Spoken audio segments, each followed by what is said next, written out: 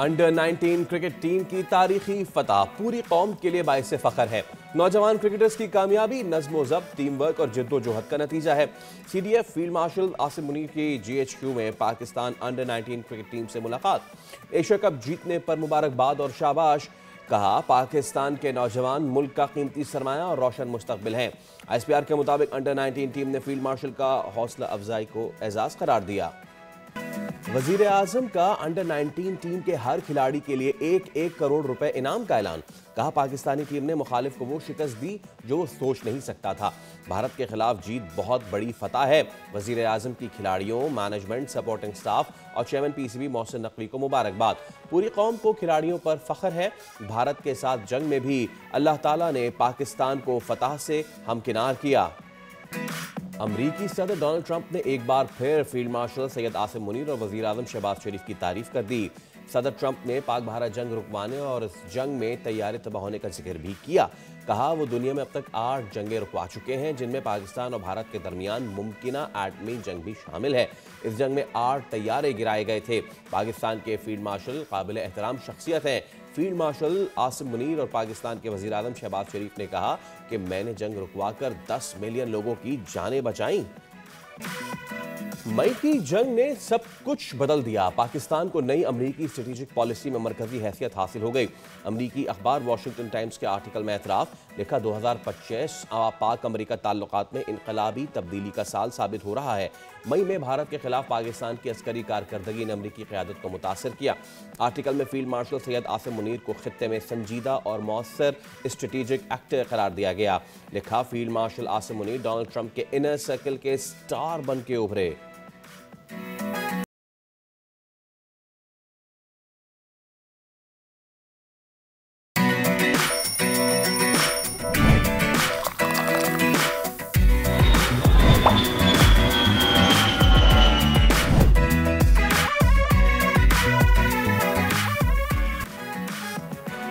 अस्सलाम वालेकुम, सुबह बखैर, खुश आमदीद। आप देख रहे हैं दुनिया बोल है। मैं हूं सैयद फैसल करीम। उम्मीद करते हैं कि आपके दिन का आगाज़ बेहतरीन हुआ होगा। वेल, आज के शो में बहुत सारी गुफ्तगू करनी है। मौसम की भी जो है अपडेट लेंगे, बिकॉज कहीं पे बर्फबारी हो रही है और कहीं पे लोग अभी इंतज़ार कर रहे हैं। सर्दियों की छुट्टियां, ऐसे में लोगों ने कहाँ रुक किया ये भी बताएंगे। क्रिकेट पे भी बात होगी, लेकिन सबसे पहले आपको ये बता दें कि कौमी एयरलाइन PIA की निजकारी के अमल में आज एक अहम मरहला है। इदारे के 75% हिस्स के लिए बोलियाँ लगाई जाएंगी। निजकारी कमीशन के मुताबिक बोली का ये अमल महदूद वक्त में मुकम्मल होगा और बाद अज़ां लिफाफे मोहरबंद करके महफूज कर दिए जाएंगे ताकि शफाफियत पर कोई सवाल ना उठे। ये निजकारी खातिन हज़रात ऐसे वक्त में की जा रही है जब PIA मुसलसल खसारे, इंतज़ामी मसाइल और माली दबाव का शिकार रही है। हुकूमत का ये मौक़िफ़ है कि निजकारी से न सिर्फ कौमी ख़जाने पर बोझ कम होगा, बल्कि इदारे की कारकर्दगी, सर्विस मेयार और बैनुल अक़वामी साख में भी बेहतरी आएगी।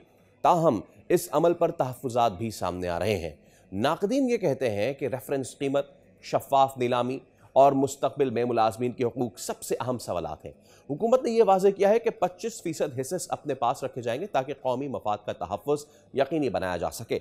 निजकारी का अमल बराह रास्त TV पर दिखाने का फैसला शफ़ाफियत की यकीन दहानी के तौर पर देखा जा रहा है, जबकि वज़ीर आज़म के मौशी इस्लाहाती एजेंडे में PIA के निजकारी को एक फैसला कुन कदम करार दिया जा रहा है। अब सबकी नज़रें बोलियों की मालियत और इस बात पर है कि आया ये अमल वाकई कौमी मईशत के लिए फ़ायदेमंद साबित हो पाता है या नहीं। चलिए आगे बढ़ते हैं और अहम मामला आपके साथ डिस्कस करते हैं। खातिन हज़रात, आपको याद होगा कि कुछ अरसे पहले पंजाब में एक ऑर्डिनेंस लाया गया था। लाहौर हाई कोर्ट ने अब उस ऑर्डिनेंस पे कुछ तहफ़्फ़ुज़ात उठाए हैं। पंजाब प्रॉपर्टी ऑनरशिप ऑर्डिनेंस 2025, इस पे अमल दरामद मअतल कर दिया गया और इस मामले पर फुल बेंच बनाने की सिफारिश भी कर दी है। चीफ जस्टिस आलिया नीलम की सरबराही में बेंच ने कानून पर संगीन आइनी एतराज़ात उठाए और रिमार्क्स दिए कि अगर ये ऑर्डिनेंस नाफिज रहा तो किसी भी शहरी की जायदाद चंद मिनटों में छिन सकती है। हत्ता के जाती उमरा जैसे बासर मकामात को भी महफूज नहीं रहने दिया जाएगा। ये ऑर्डिनेंस दरअसल गैर कानूनी कब्जों के खिलाफ फौरी इंसाफ फराहमी के लिए लाया गया था और दावा किया गया था कि विद इन 90 डेज ये मामला हल हो जाएंगे। इसके तहत डिप्टी कमिश्नर की सरबराही में जो कायम कमेटियां थी 90 दिन में कब्जे के तनाज़ात का फैसला कर सकती हैं। अब एक तरफ हुकूमत का मौक़िफ़ ये था कि इस कानून से आम शहरी को लंबे अदालती चक्करों से निजात मिलेगी और कब्जा माफिया के खिलाफ कार्रवाई तेज तर मुमकिन हो सकेगी। दूसरी तरफ अदालत के मुताबिक ये कानून सिविल अदालतों के दायरे इख्तियार को ख़त्म करता है। अब शहरियों के बुनियादी हुकूक और अदालती बालादस्ती को मजरूह करता है और रेवेन्यू अफसरान को ऐसे इख्तियारात देता है जो आइन से मुतसादम है। इस सारे मामले में चीफ जस्टिस ने यह सवाल भी उठाया कि अगर कोई मुकदमा सिविल कोर्ट में जेर समाअत हो तो इंतजामी अफसर कैसे कब्जा दिलवा सकता है, और अगर किसी के खिलाफ जाली दस्तावेजात पर शिकायत हो जाए तो अपील का मौसर हक कहां जाएगा। अदालत की जानिब से फुल कोर्ट बेंच बनाने की सिफारिश इस बात का इशारा है कि मामला महज एक कानूनी नहीं बल्कि अदालती बालादस्ती, शहरी हुकूक और रियासती इख्तियारात के तवाज़ुन से भी जुड़ा हुआ है। लोग ये सोच रहे थे कि अब फैसले होंगे जल्द, लेकिन other side of the story ये भी है कि अगर जल्द फैसले हों तो फिर जो दूसरे इसमें सफ़र करेंगे उनको कौन देखेगा, पहली चीज़। और दूसरी चीज़ जो अदालत ने कहा है कि अदालती मामला आप ब्यूरोक्रेसी के हाथ कैसे डाल सकते हैं। माहिर कानून बैरिस्टर वकास अबरेज़ खान हमें ज्वाइन कर चुके, बात करते हैं। अस्सलाम वालेकुम वकास, और बहुत शुक्रिया आपके वक्त के लिए। तो वकास, शुरुआत तो इस कानून की ऐसे हुई थी कि जी बहुत अच्छा ये कानून होगा, 90 दिन में अगर किसी की प्रॉपर्टी छुड़वाई जा रही है, कब्जा छुड़वाया जा रहा है तो इट्स गुड। लेकिन इसका दूसरा साइड जो कल डिस्कस हुआ है खासतौर पे लाहौर हाई कोर्ट में, सबसे पहले तो योर इनिशियल रिएक्शन कैसे देखते हैं उसका आप? एक चीज़ ये सामने आ रही है कि ये अदालत से मामला लेके और ब्यूरोक्रेसी में दिया जा रहा है। देखें फैसल भाई, इंटरिम ऑर्डर इशू किया गया chief justice Lahore high court की तरफ से इस कानून के हवाले से। अच्छा, इस कानून के अंदर जो ये कहा गया है कि इसके अंदर चेक एंड बैलेंस नहीं है, लीगल कंस्ट्रेंट नहीं है, इम्पेडिमेंट्स नहीं है, बिल्कुल इसके अंदर मौजूद है। अगर कोई भी फैसला जो डीआरसी करता है in the presence in the supervision of deputy commissioner, तो डिप्टी कमिश्नर जो भी फैसला सादर करेंगी उसकी कंफर्मेशन करेगी या उसको रिजेक्ट कौन करेगा? Special tribunal. वो स्पेशल ट्रिब्यूनल किन लोगों पे मुश्तमिल होगा? हाई कोर्ट के रिटायर्ड जजेस पे मुश्तमिल होगा या सेशन जज जैसे रैंक ऑफिसर्स पे मुश्तमिल होगा जो कि जुडिशियल माइंड अप्लाई करके या लॉफुल माइंड अप्लाई करके इन तमाम चीज़ों का फैसला सादर करेंगे। लिहाजा ये कह देना कि डिप्टी कमिश्नर के ऊपर या डीआरसी के ऊपर कोई अथॉरिटी मौजूद नहीं है कि जहां पर अगर एक शख्स ये समझता है कि इस फैसले के अगेंस्ट वो अग्रीव्ड है और उसके पास रेमेडी नहीं है, उसके पास रेमेडी है इसी कानून के अंदर दी गई है। जो स्पेशल ट्रिब्यूनल जो है इस कानून के तहत रखा गया है जो कि हाई कोर्ट के रिटायर्ड जजेस पे मुश्तमिल होगा, नंबर 1। नंबर 2 ये कि 90 दिन का टाइम था। सेक्शन 7 के तहत एक बेवा, एक गरीब, एक किसान जो है वो डीआरसी के सामने पेश होके विदाउट हायरिंग एन एडवोकेट और taking the service of advocate वो एक एप्लीकेशन देता था। और एप्लीकेशन के साथ लगाना क्या है आपने, चाहे वो जाति उमरा हो, चाहे वो बनी गाला हो, कोई भी प्रॉपर्टी हो, आपने टाइटल ऑफ ओनरशिप अटैच करना है, रजिस्ट्री अटैच करनी है, म्यूटेशन उसके साथ अटैच करना है, आपने मलकियती सबूत अटैच करना है उस एप्लीकेशन के साथ।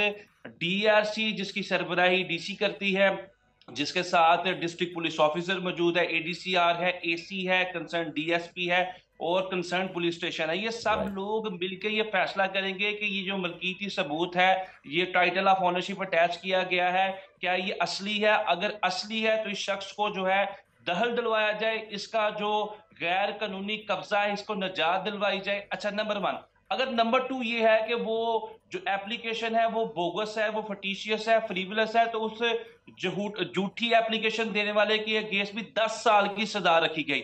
नंबर 3 इसके अंदर ये रखा गया कि अब ये तमाम प्रोसेस हो गया, या दखल दिलवाया गया या दखल नहीं दिलवाया गया, अगर कोई भी शख्स ये समझता है कि वो ग्रीव्ड है तो वो स्पेशल ट्रिब्यूनल जहां पे जजेस बैठे हैं, हाई कोर्ट के रिटायर्ड जजेस या सेशन कोर्ट रैंक जजेस बैठे हैं, वो फैसला करेंगे कि क्या ये डीआरसी ने दुरुस्त फैसला किया या नहीं किया। मेरे मुताबिक बतौर स्टूडेंट ऑफ लॉ मैं ये समझता हूं, अभी इंटरिम ऑर्डर इशू किया गया है, इसमें बहुत सारी लीगल कॉम्प्लिकेशंस हैं। क्या लीगल कॉम्प्लिकेशन है? After passing of 26th and 27th amendment, constitutional benches high court पे ये फैसला करेंगे कि कौन सा कॉन्स्टिट्यूशनल मैटर और कौन सी कॉन्स्टिट्यूशनल मैटर में इंटरप्रिटेशन रिक्वायर है। Chief justice Lahore high court हो, सिंध हाई कोर्ट हो या चीफ जस्टिस ऑफ पाकिस्तान हो, इनके एम्बिट से ये चीजें निकल चुकी हैं after passing of 26th and 27th amendment. Sindh के अंदर तो कॉन्स्टिट्यूशनल बेंचेस बन चुके हैं, पंजाब के अंदर 27 अमेंडमेंट के बाद आर्टिकल 202 के नीचे जो कॉन्स्टिट्यूशनल बेंचेस बनने थे वो अभी तक नहीं बने। लिहाजा मेरे ख्याल में नेक्स्ट तारीख में जब ये इंटरिम ऑर्डर इशू करने के बाद जो नेक्स्ट जजमेंट्स है उसके ऊपर शायद जो अच्छा, चीफ जस्टिस साहबा की तरफ से। वकास, मुझे एक चीज़ ज़रा सादा ज़बान में समझाइएगा आम लोगों के लिए कि जो असल उज़ुर ये उठाया गया, असल जो नुक्स इसमें ये उठाया गया है वो ये कि ये प्रॉपर लीगल मामला है, तो इस लीगल मामले को अदालत में रहना चाहिए, ना कि ये रेवेन्यू अफसरान, इन शॉर्ट पटवारी सिस्टम के पास ये जाना चाहिए। और अगर तो आप कह रहे हैं कि अगर अग्रीव पार्टी नहीं अग्री होती उस पर, तो फिर वो जाए रेमेडी के लिए उन बेंचेस के पास, तो मामला तो फिर वहीं नहीं आके रुक गया वकास के? अगर तो अदालतों में भी मामला लंबा खिंच रहा है, लंबा खिंच रहा है, लंबा खिंच रहा है, इसीलिए लाया गया था ना ये। तो अगर 90 दिन में एक फैसला हो गया, मैं फिर चला गया बेंचेस के पास, क्या उन बेंचेस को भी कोई वो टाइम बार्ड थे, वो उनको कोई जी टाइम जी, दिया गया था बेंचेस के कि? पास भी देखिए अच्छा, फैसल भाई, सबसे पहले जो इनिशियल टाइम डीआरसी को दिया गया, डिस्ट्रिक्ट रेजोल्यूशन कमेटी को, वो 90 दिन का है। दूसरा टाइम जो अपील के अंदर दिया गया वो भी 90 दिन का है, मीनिंग ओके, देयर बाय कि आप 6 साल के अंदर नहीं या 16 साल के अंदर नहीं, दादा का इंसाफ पोते को नहीं, बल्कि 6 महीने के अंदर ये सारे का सारा प्रोसेस कंप्लीट होगा। जो इनिशियल 90 दिन का प्रोसेस है, चाहे वो 6 दिन के अंदर हो या 6 मिनट के अंदर हो, देखिए आपने असर्टेन क्या करना है, एक शख्स की रजिस्ट्री, उसका टाइटल ऑफ ओनरशिप, और वो रजिस्ट्री कौन करता है? वो रजिस्ट्री जो है वो रजिस्ट्रार करता है। और रजिस्ट्रार कौन है? असिस्टेंट कमिश्नर को ये अथॉरिटी दी जाती है जब उसकी अपॉइंटमेंट एक डिस्ट्रिक्ट के अंदर रजिस्ट्रार के तौर पे की जाती है। रेवेन्यू ऑफिसर्स को ये अथॉरिटी दी जाती है, वही रजिस्ट्री करते हैं, वही इंतकाल वगैरह के प्रोसेस को जो है वो सर्टेन करते हैं। लेकिन वो फैसला कर लिहाजा लें, अगर वो उनके फैसला। सामने एक रजिस्ट्री रखी जाती है, उनके हाँ, सामने फैसले एक रजिस्ट्री रखी जाती है, और वो देखते हैं कि ओरिजिनल है, ये ओरिजिनल ऑनर है, लिहाजा इस बेस के अंदर 90 दिन के अंदर क्या हम 9 दिन के अंदर ये फैसला करते हैं, इसे दखल दिलवाते हैं, इसका कब्जा दिलवाते हैं। ये गरीब आदमी अदालतों के धक्के खाएगा, वकीलों को फीस देगा, क्लर्क्स को फीस देगा, अदालतों में जजमेंट्स है, हमारा एक लीथल प्रोसेस है जिसके अंदर जो है 150 सालों से उसी तरह सीपीसी का चलता आ रहा है, सिविल प्रोसीजरल कोड। हमने 12 आवाज उठाई कि इसके अंदर अमेंडमेंट्स की जाए, इसके अंदर स्पीडी फास्ट एक्सपीडिशियस जस्टिस, जिसकी आईने पाकिस्तान आर्टिकल 38D के अंदर जो है इंश्योर करता है, उसकी इंश्योरेंस को यकीनी बनाया जाए। लेकिन अगर इस तरह के कवानीन आते हैं, हम हमेशा बैठ के हुकूमत को ना क्रिटिक्स की एनक से देखते हैं, लेकिन मैं इस तरह के कवानीन को स्पेशली अप्रिशिएट करूंगा फ्रॉम लीगल क्वार्टर्स, ताकि एक आम आदमी इससे कनेक्टेड है, जिसके 2 मरले के घर पे कब्जा कर लिया गया, 5 मरले के घर पे कब्जा कर लिया गया, उसका कोई ओके, तो इसमें अब अच्छा, अब हम एक ज़रा नतीजे पे आते हैं, यानी कि जी, स्पीडी ट्रायल कौन नहीं चाहेगा? फौरी जी, इंसाफ, तेज़ तर इंसाफ कौन नहीं चाहेगा? ब्यूरोक्रेसी भी चाहेगी, आम आदमी भी चाहेगा, अदालत भी चाहेगी, क्योंकि अदालत तो खुद कई मरतबा कह चुकी है भाई इतना बैकलॉग है हमारे पास, so let's clear it out. Now the problem yes, is, जो इशू आ रहा है वो आ रहा है पार पे।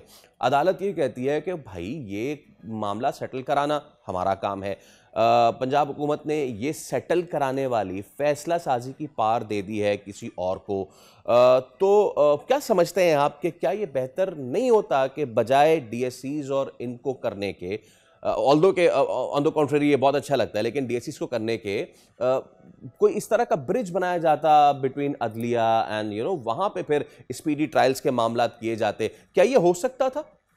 जी, बिल्कुल हो सकता था, लेकिन रिपीटेड अटेम्प्ट्स की गई पंजाब भर ओके, के अंदर इस तरह के कवानीन को अपडेट करने के लिए, एडिफाई करने के लिए, अपग्रेड करने के लिए, लेकिन वो नाकाम रही। और उसमें हमने देखा कि वो कोर्ट का प्रोसेस, सबसे पहले समन जारी करना, फिर दूसरे फरीक का ना आना, फिर अखबार इश्तिहार करना, फिर ना आना, एक्स पार्टी डिक्री करना, फिर उसका आ जाना, आके जवाब देना, 12(2) की एप्लीकेशन देना, एक लंबा प्रोसेस है फैसल भाई, उसमें सालों साल लग सकते हैं। लेकिन ये जो प्रोसेस था, इसकी असर्टेनिटी, इसकी डिटर्मिनेशन फाइनली किस अथॉरिटी ने करनी थी?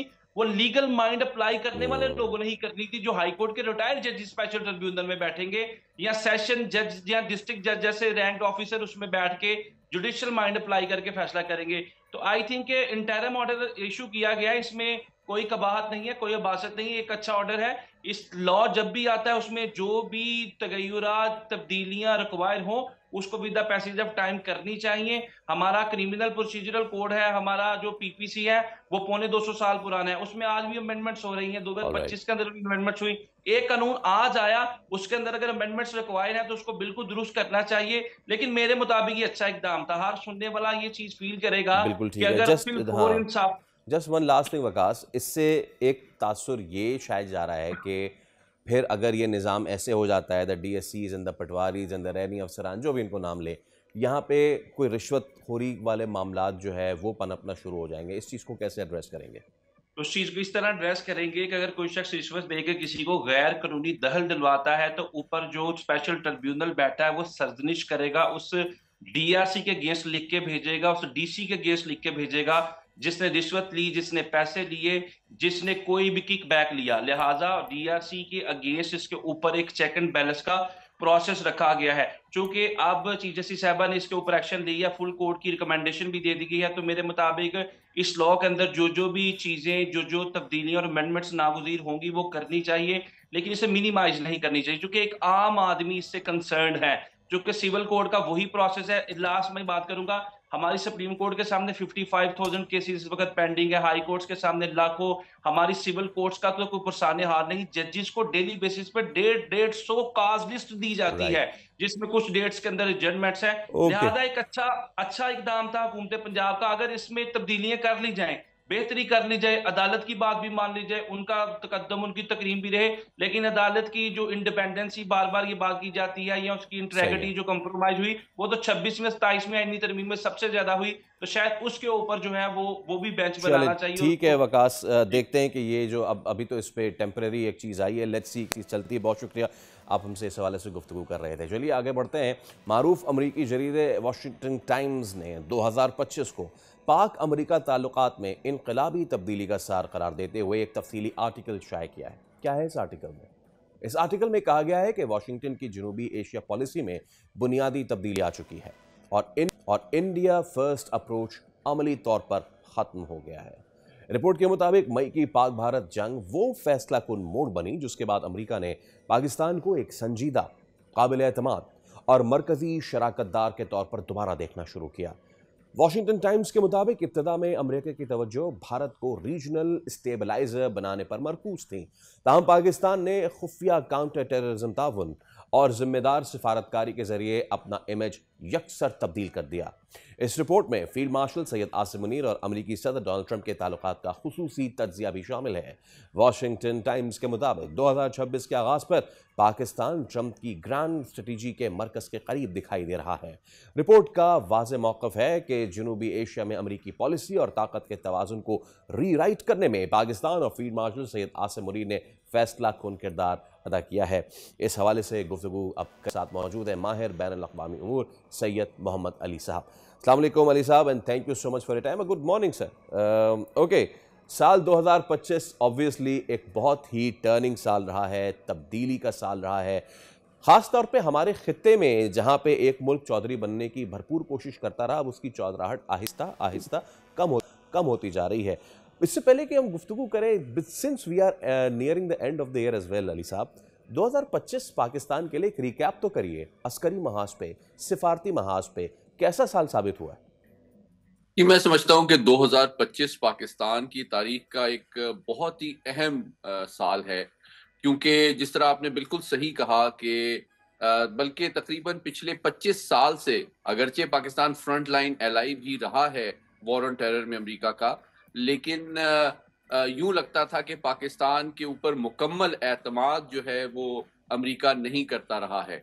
और सदर ट्रंप भी जब बरसरे इक़्तिदार दोबारा आए तो जिस तरह के इस मजमून में कहा गया है कि तवक्को ये थी कि इंडिया फर्स्ट की पॉलिसी को जारी रखा जाएगा और पाकिस्तान को किसी हद तक इररेलेवेंट समझा जा रहा था। लेकिन तीन बातें इस साल ऐसी हुई हैं जिसने पाकिस्तान को न सिर्फ जनूबी एशिया, मशरिक़ वुस्ता, बल्कि मशरिक़ बईद में एक अहम तरीन नेट सिक्योरिटी स्टेबलाइजर के तौर पे और आलम इस्लाम की सबसे जिम्मेदार और मजबूत ताकत के तौर पर नुमाया कर दिया है। दो बातें, पहली बात ये कि जब सदर ट्रंप की हुकूमत आई तो बहुत सारे उन्होंने पॉलिसीज में तब्दीलियां लाई, आर्थिक, माशी, दिफाई, टेररिज्म के हवाले से, यानी कि कंस्ट्रक्टिव और मुस्बत अंदाज में उनको एंगेज किया, जिसकी वजह से उन्होंने हमने उनका एतमाद और एहतराम भी हासिल किया। जबकि इसके मुकाबले में भारत ने जो है सिफारती सतह पे भी बहुत कमिटमेंट्स में पहलूतही दिखाई, चीन के हवाले से उन्होंने डिली डैलिंग की और और भी कई मामलात में मार्केट एक्सेस के हवाले से वो बिल्कुल अवॉइड कर रहे थे अमेरिका को मार्केट एक्सेस देना, और फिर रूस के साथ वो बहुत ज्यादा तिजारत को बढ़ा रहे थे। तो वक्त गुजरने के साथ साथ भारत के साथ मसाइल अमेरिका के बढ़ते चले गए। लेकिन मैं समझता हूँ जलती पे जो तेल का काम किया वो मई में पाक भारत जंग ने किया, जिसमें सदर ट्रंप के ऊपर ये चीज बिल्कुल वाजे और साबित हो गई कि पाकिस्तान जो अपने से कई गुना बड़े दुश्मन को चंद घंटों में जेर करने की सलाहियत रखता है, ये एक जिम्मेदार ताकत भी है, एक पुरअमन रियासत भी है, लेकिन एक मजबूत फौज भी है, और उसकी लीडरशिप जो है वो बड़ी विजनरी है। तो उन्होंने हमें इंगेज भी किया और फील्ड मार्शल साहब को व्हाइट हाउस में इनवाइट भी किया लंच के लिए। जबकि दूसरी जानिब आप भारत को देखें तो भारत को जब उन्होंने मोदी साहब को बुलाया तो उन्होंने अवॉइड किया उनसे मिलना, क्योंकि वो कोई कमिटमेंट करना नहीं चाहते थे। और सबसे ज्यादा बात जो थी वो ये थी कि खुद अमेरिका से दरखास्त भारत ने की थी मई की जंग के दौरान कि पाकिस्तान की जवाबी कार्रवाई से मुझे बचाएं। तो अब जाहिर बात है वो अमेरिका के सामने मुंह दिखाने के काबिल नहीं रहे थे और नजरें चुरा रहे थे, क्योंकि उनसे तवक्को ये है कि वो चीन के खिलाफ खड़े होंगे, चीन का दिफा करेंगे, तो ये तो पाकिस्तान के खिलाफ भी हमारी मदद मांग रहे हैं। तो ये तो इन तिलों में तेल ही नहीं है।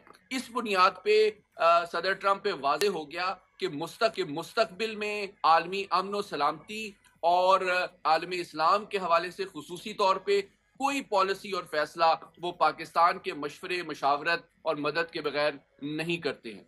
Right, okay. अब इसमें हमने अपने खित्ते की बात की है, लेकिन अली साहब, ये हम सिर्फ साउथ एशियन खित्ते में हम तब्दीलियां होते हुए नहीं देख रहे हैं।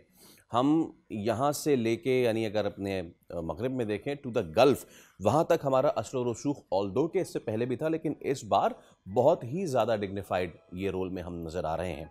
और अगर हम ईस्ट की तरफ देख लें तो वहाँ पे भी सिचुएशन इंडिया से आगे, फिर बांग्लादेश और वहाँ के भी हमारे मामलात बहुत अरसे बाद बेहतर हुए हैं। Yes, credit goes to the operation Bunyan Marsoos and Marka Haq, but overall अगर हम देखें हमेशा से पाकिस्तान का इशू यही होता था, discontinuation of policy and different forces not aligned. इस बार जब हमने अपना हाउस इन ऑर्डर किया है और तमाम की तमाम तर फोर्सेस एक पेज पे आए हैं, that has helped us in shaping not only our future but in shaping the fate of this region. मैं समझता हूँ, देखें, मैंने जिस तरह बुनियानुल मरसूस का हवाला दिया, 3 मामलात और ऐसे जिन्होंने पाकिस्तान के हवाले से ट्रंप इंतजामिया के एतमाद और एहतराम में बड़ा इजाफा किया है, और भारत के एहतराम और जो उसका एतमाद है वो मुकम्मल तौर पे वो खो चुके हैं।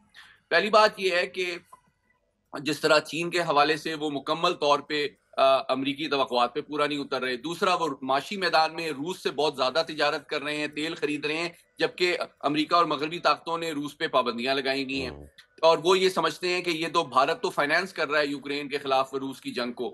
तीसरी बात जो सबसे ज्यादा तशवीशनाक है जनाब, बांग्लादेश, श्रीलंका, अफगानिस्तान में तो दहशतगर्दी की सपोर्ट करता ही रहा है। ये खित्ता तो सफर करता रहा है भारत के हाथों। लेकिन अब आलमी सतह पे भी जब भारत ने अपने एजेंट्स भेज के दहशतगर्दी करवाने की कोशिश की, के अंदर सिख शहरियों को हलाक करने की कोशिश की, कनाडा के अंदर, अभी हाल ही में ऑस्ट्रेलिया के अंदर भारतीय शहरी डिस्कवर हुआ कि वो दाइश के साथ, राइट, ये बात जो है मैं समझता हूं उस पे जलती पे तेल का काम किया, क्योंकि अमेरिका को अंदाजा हो गया कि भारत जो है वो मुंह में राम राम और बगल में छुरी के मिसदाक उनसे पार्टनरशिप और अलायंस की तो बात करता है, लेकिन खुद उन्हीं के मफादात को उनकी सरहदों के अंदर दहशतगर्दी को प्रमोट करके नुकसान पहुंचा रहा है। तो अब मुकम्मल तौर पे भारत उनका एतमाद और एहतराम खो चुका है, जबकि पाकिस्तान को न सिर्फ जनूबी एशिया, मशरिक वुस्ता, आलम इस्लाम, बल्कि मशरिक बईद में भी एक बहुत जिम्मेदार और स्टेबलाइजिंग पुरअमन ताकत के तौर पे अमेरिका देख रहा है। Just one last thing Ali साहब, बहुत से लोग ये कहते हैं कि कुर्बतें इस वजह से भी हैं because America wants Pakistani presence as a stabilising force in Gaza. What's the update on that, और इस मामले को आप कैसे एड्रेस करेंगे? देखिए, मैं समझता हूँ अगर तो इस स्टेबलाइजेशन फोर्स का मकसद ये है कि वहां पे देरपा अमन को कायम किया जाए, जाहिरियत और नस्ल कुशी को खत्म किया जाए, इंसानियत की तजलील का खात्मा हो, वहां पे लोगों को खुराक, पानी, अद्वियात की फराहमी मुमकिन बनाई जाए तो यकीनी तौर पे हम सबसे आगे बढ़ के इसमें शिरकत करना अपना दीनी, इखलाकी और कानूनी और सफारती फ़र्ज़ समझते हैं। लेकिन अगर हमसे तवक्को ये की जाएगी कि हम किसी मुसल्लह ग्रोह को डिसआर्म करेंगे या हमास के खिलाफ इस्तेमाल होंगे, तो मैं समझता हूँ कि शायद ये वाली तवक्को जो है हकीकत पसंदाना नहीं है और हम जो कुछ भी करेंगे अक़वाम मुत्तहिदा की करारदादों के मुताबिक आलमी बरादरी से मशवरा करके एक मल्टी नेशनल फोर्स में एक पुरअमन और जिम्मेदार तौर पे अपना रोल प्ले करेंगे। हम किसी के लिए इस्तेमाल नहीं होंगे। That's the point. Thank you so much, Syed Mohammad Ali साहब. It was a wonderful time with you. उम्मीद करते हैं कि पाकिस्तान की ये जो ऊंची उड़ान 2025 के मिड से शुरू हुई है, 2026 में ये मजीद इसी तरीके से कायम दायम रहे. और इसकी एक मिसाल ये भी कि chief of defence forces field marshal Syed Asim Munir के दौरा सऊदी अरब के दौरान पाकिस्तान और सऊदी अरब के दिफाई ताल्लुकात एक नई सतह पर पहुँचे हैं, जहाँ सऊदी क़यादत ने उन्हें मुमलिकत के आला तरीन एजाज़ किंग अब्दुल अजीज़ मेडल से नवाजा. ये एजाज़ फील्ड मार्शल आसिम मुनीर की नुमाया अस्करी क़यादत, पेशावराना सलाहियतों और ख़ित्ते में अमन व इस्तेहकाम के लिए किरदार का आलमी एतराफ़ है. ISPR के मुताबिक ये एजाज़ पाकिस्तान और सऊदी अरब के दरमियान दिफाई ताउन, इंसदाद दहशतगर्दी में शराकत और स्ट्रेटिजिक हम आहंगी को मज़ीद मजबूत बनाने की अलामत है. सऊदी क़यादत ने फील्ड मार्शल आसिम मुनीर के स्ट्रेटिजिक विजन और इदारा जाती रवाबित के फ़रोग़ में उनके कलीदी किरदार को सराहा. फील्ड मार्शल सैयद आसिम मुनीर ने एजाज़ को दोनों बरादर ममालिक के मजबूत, देरीना और पायदार ताल्लुकात का मजहर करार दिया. यह एजाज़ न सिर्फ शख्सी क़यादत का एतराफ़ है, बल्कि पाक सऊदी ताल्लुकात की गहरी और बाहमी एतमाद की भी वाज़ेह अक्कासी करता है. मज़ीद स्टोरी अब अपने शो का हिस्सा बनाएंगे, लेकिन एक मुख्तसर से वक्फे के बाद हमारे साथ रहिए.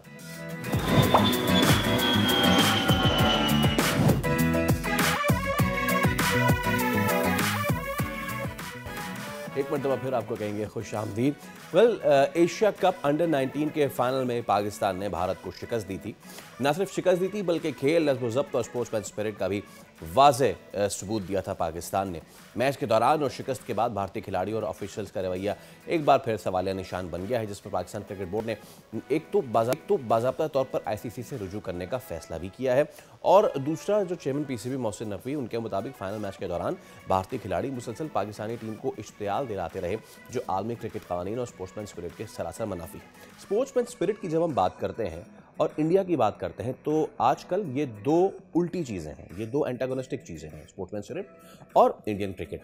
कल हम संडे को जब ये फाइनल हो रहा था और जिस वक्त भारतीय बल्लेबाज आउट हो रहे थे, आउट होने के बाद वो अब्यूजिव लैंग्वेज इस्तेमाल कर रहे थे पाकिस्तानी बॉलर्स को, और उनके जो स्टार बैट्समैन आने वाले हैं, फ्यूचर बैट्समैन सूर्यवंशी, उन्होंने तो आउट होने के बाद बॉलर को अपने जूते की तरफ इशारा करके जो है डेरोगेटरी रिमार्क पास किया.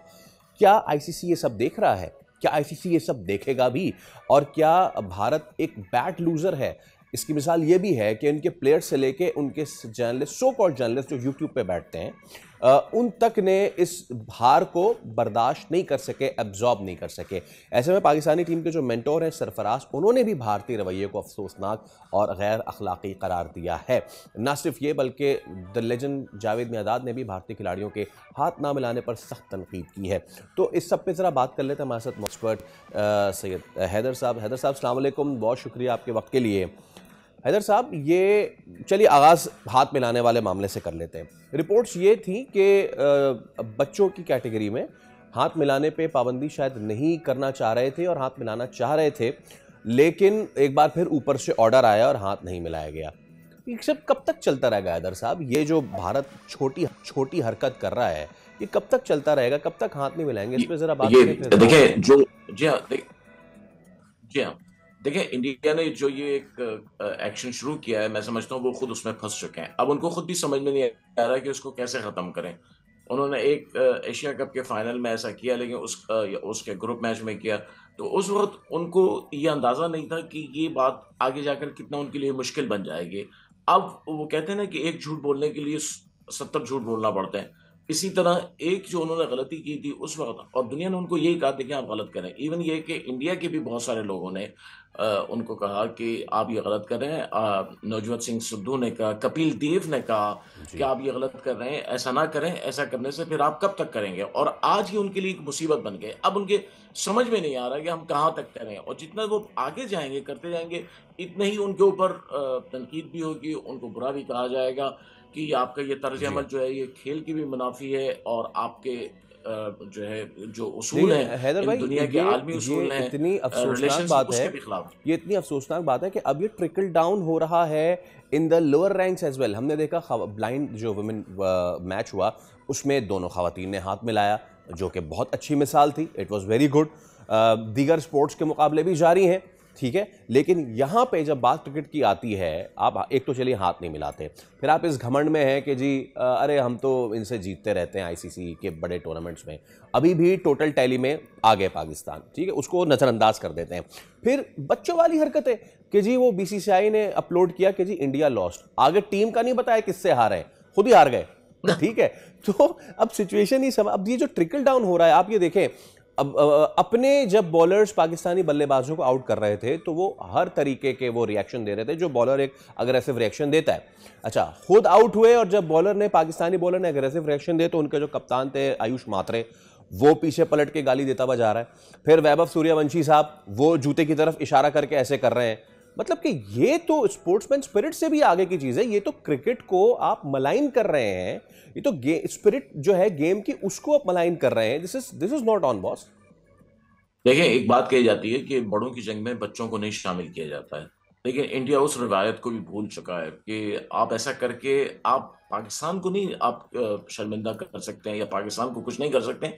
आप अपनी सोसाइटी को खुद गंदा कर रहे हैं। आप एक मिसाल वहां पे कायम कर रहे हैं कि आपका तर्ज अमल कैसा होना चाहिए। देखिए, ऐसी चीजों से आप कभी भी अच्छे नहीं कहे जा सकते। अगर आप चाहते हैं कि दुनिया आपको सलाम करे, दुनिया आपकी तारीफें करे, तो आप ग्राउंड में जीतिए, ग्राउंड में मैच जीतिए। जब पाकिस्तान मैच हारा इंडिया से, उस वक्त पाकिस्तान ने तो ऐसा कोई काम नहीं किया। जी। पाकिस्तान ने बिल्कुल खामोशी के साथ, उनके खिलाड़ी भी, उनके बैटर्स भी, उनके बॉलर्स भी खामोशी के साथ ग्राउंड से आते रहे। हालांकि उस वक्त वोट भी ये कर सकते थे और उनके लिए करना आसान था। दुनिया ज्यादा देखें, ये जो अंडर-19 का मैच हो रहा था, इसको इतने ज्यादा लोगों ने शायद ना देखा हो, उस वक्त दुनिया ने ज्यादा देखा। लेकिन पाकिस्तान ने हमेशा जो उसूल हैं एक तर्ज अमल के, उसके मुताबिक काम किया है। कभी भी ऐसा काम नहीं किया जिसके ऊपर कोई उंगली उठा सके। लेकिन इंडिया ने जिस किस्म का काम शुरू किया है, ये इनके लिए, मैं आपको बता रहा हूँ कि आगे चलकर इतनी बड़ी मुसीबत बन जाएगा कि उनको इस गार से निकलना मुश्किल हो जाएगा। आप समझ रहे हैं कि आप पाकिस्तान को एक किसी गार में डुबो रहे हैं। दरअसल आप खुद उस गार में जा रहे हैं, वो आहिस्ता जाना आहिस्ता। शुरू हो गए हैं हैदर साहब। ये क्या? इन्होंने बिल्कुल। बीसीसीआई ने इन्वेस्टिगेशन खोल दी है अब कनितकर क्या? के खिलाफ, सुनील जोशी के खिलाफ और उनके कप्तान के खिलाफ कि जी आप लोग कैसे हार गए। एक तो चीज़ ये, दूसरा ये कि अब जरा पीसीबी ने भी कह दिया है कि जी now we will take you to the cleaners, हम आपको लेके चलेंगे और आईसीसी के सामने आपको बिठाएंगे। सरफराज से भी गुफ्तगू की, उनका कहना, उन्होंने बड़ी सीधी बात की कि भाई हमने भी क्या? खेला हुआ है इंडिया के खिलाफ क्या? और इंडिया से हमारे क्या? कोई हमेशा से आइडियल नहीं हुआ है। ये पहली मर्तबा नहीं हुआ है ये जो स्कर्मिश हुई थी मई में, इससे पहले भी होती बिल्कुल, रही है, बिल्कुल, 99 में भी होते रही है, उसके बिल्कुल, बावजूद आप खेलते रहे वर्ल्ड कप का मैच। सरफराज ने भी कहा है बिल्कुल, कि ये चीज़ ये अच्छी चीज़ नहीं है। तो कैसे देखते हैं इस क्या? मामले को? अब मोहसिन नकवी भी इसको टेकअप कर चुके हैं और उन्होंने कहा है कि आईसीसी के प्रॉब्लम ये है कि आईसीसी के सामने लेके जाएंगे, आईसीसी में कौन बैठा हुआ है? जी हाँ, बिल्कुल। देखिए, अगर आप हमारी पिटीशन जो है आईसीसी उस पर गौर भी ना करे, कंसीडर भी ना करे, रिजेक्ट भी कर दे, कोई बात नहीं। लेकिन हमने इस हिस्ट्री में नाम तो लिखवा दिया ना। देखिए, आप जब एक पिटीशन फाइल करते हैं तो आपका नाम आ जाता है।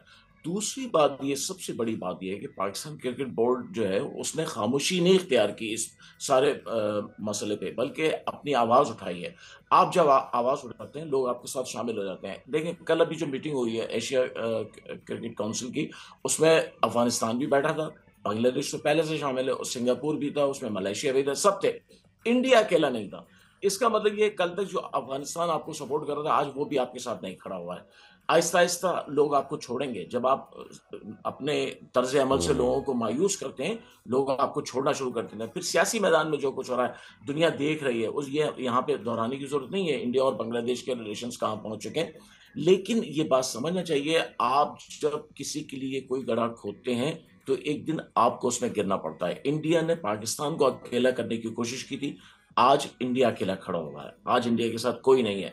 कल पाकिस्तान अकेला था, लेकिन पाकिस्तान ने हिम्मत नहीं हारी, पाकिस्तान स्ट्रगल करता रहा, आहिस्ता आहिस्ता हम यहाँ पे पहुंच गए कि अब लोग हमारा साथ दे रहे हैं, लोग हमें सपोर्ट कर रहे हैं। लेकिन इंडिया को सपोर्ट करने वाला इस वक्त खेल के मैदान में कम से कम कोई भी नहीं है। और इंडिया को ये इस बात का एहसास है, मैं आपको बता दूं, कि हम अकेले रह गए। वहां पे अभी ये शोर शुरू हो गया है। राहुल द्रविड़ तक ने ये बात कही है कि हमें सोचना पड़ेगा कि लोग हमारी इतनी क्रिकेट में खिदमत के बावजूद क्यों आखिर हमारा एतराफ़ नहीं करते हैं हमारी क्रिकेट की खिदमत का। गंगुली ने ये बात कही। अभी जब मेसी आए थे तो गंगुली और उनका जो आपस में झगड़ा जी। चला है, उसको सौरव गंगुली ने कहा कि आखिर हम इतना कुछ करने के बाद भी क्यों आखिर लोग हमारी खिदमत का एतराफ़ नहीं करते हैं। तो ये सारी चीज़ें इंडिया को समझना होगी।